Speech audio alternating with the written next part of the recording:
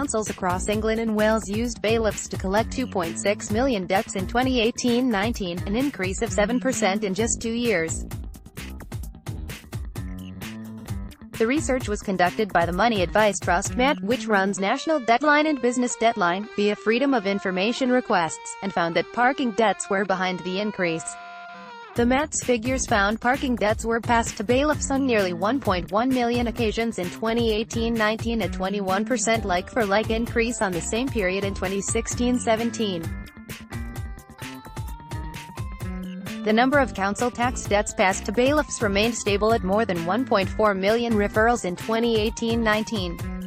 The charity said 30% of the callers with National Debtline last year had council tax arrears, up from just 15% in 2008. It said many of these callers are subject to bailiff action, with 83% of National Debtline callers who have experienced bailiff action reporting a negative impact on their well-being. Fight unfair parking tickets with our Parking Ticket Appeals Guide.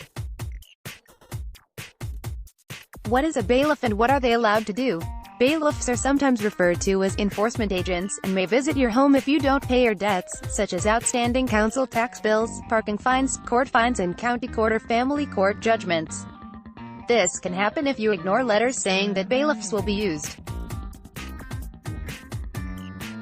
There are several rules that are worth knowing if they do visit, including, they usually have to give 7 days notice of their first visit.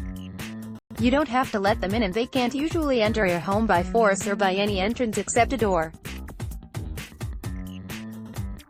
They can't come between 9 p.m. and 6 a.m. They can't come if only children under 16 or vulnerable people are present. If you don't let a bailiff in or agree to pay them, they could take things from outside your home, such as your car. If you do let a bailiff in but don't pay them, they may take some of your belongings from inside. They could sell the items to pay debts and cover their fees. Bailiffs can take luxury items, for example a TV, but they can't take essentials such as your clothes. They can't take work tools and equipment which together are worth less than £1,350, and they can't someone else's belongings, such as your partner's computer, but to stop them, you'll have to prove these items aren't yours. Before you let a bailiff in to take your things or pay them, ask to see proof of identity, which company they're from, a telephone contact number and a breakdown of what you owe. You can pay the bailiff on the doorstep. You don't have to let them into your home, but make sure you get a receipt to prove you've paid.